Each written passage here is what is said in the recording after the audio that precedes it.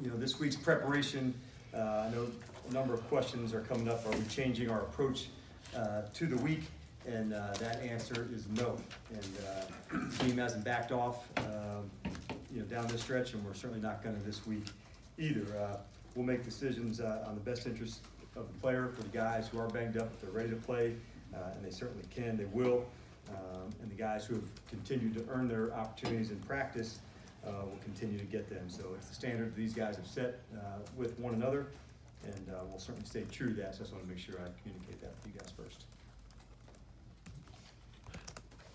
Yeah, Coach, Tampa, I mean, just looking at the numbers, I looked at the big chunk numbers you told us about, but everything looks in order until you get to the minus 18 turnover margin for them.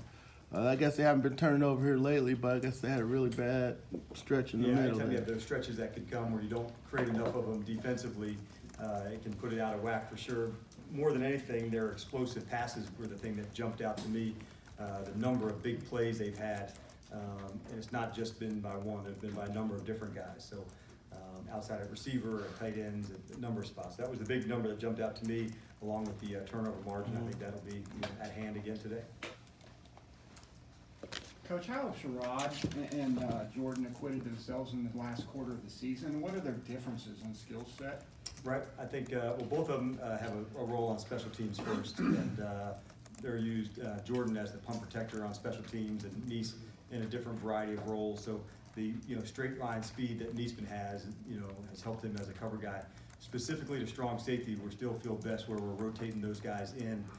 We feature Jordan more in the base package of the defense.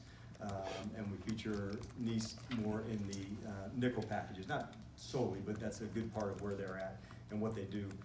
Skill set wise, Jordan's a little bigger, a little stronger, and that's why we feature him some in the base, stuff. And where Neas is at, we try to, keep him in the coverage side of things when we can. But I've been especially impressed by Neasman for a guy who'd been here and had left, and the attitude that he came back with, wanting to try and help, and he's made a difference and impacted, our team based on that energy. So he's been somebody I've been pulling for because he's done a good job with his opportunity.